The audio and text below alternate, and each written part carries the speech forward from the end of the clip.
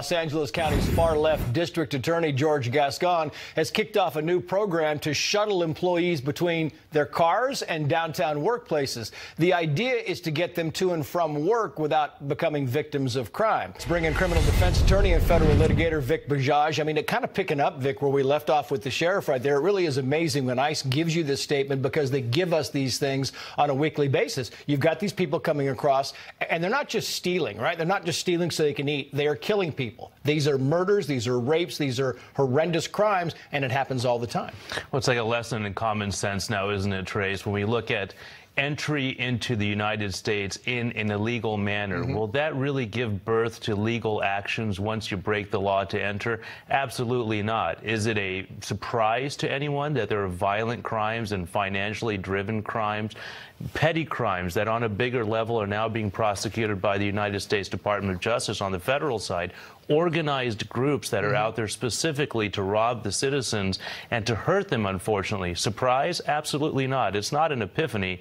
Anyone can close their eyes and imagine this would be the natural consequence. I go back to the metro system because it really is concerning. And as you said and the sheriff said, the people they're trying to help are the ones they eventually end up hurting. Yes. The people who ride the metro rely on it. They need to ride on it. But it is infested with crime. It is infested with homeless. And it's unsafe for them to get on it. And yet they have to be there.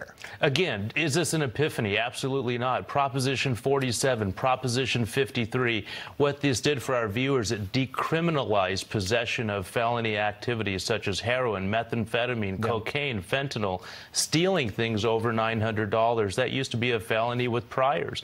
Now it's all a slap on the wrist. Is it a surprise that if you legalize public use of significantly dangerous and debilitatingly addictive drugs, you'll have the public scared to even take the bus or the metro? Absolutely not. But it is something that needs to be addressed not only at local, but on a higher level. Can you imagine working the DA's office? I want to put this up because this is John McKinney, a prosecutor with the DA's office, who quoted to Fox Digital, "It is unprecedented in the 173-year history of the LA District Attorney's Office that employees need to be escorted to and from their cars to protect them from random violent attacks. While I applaud George Gascon for taking measures to ensure the safety of the DA staff, I blame his policies that have contributed to the need for such extraordinary measures." Imagine having to be shuttled back and forth so you're safe. Absolutely. Now, these are adults that need to be shuttled back and forth throughout the state of California. Again, as a consequence of Proposition 47 in 2014, we have students.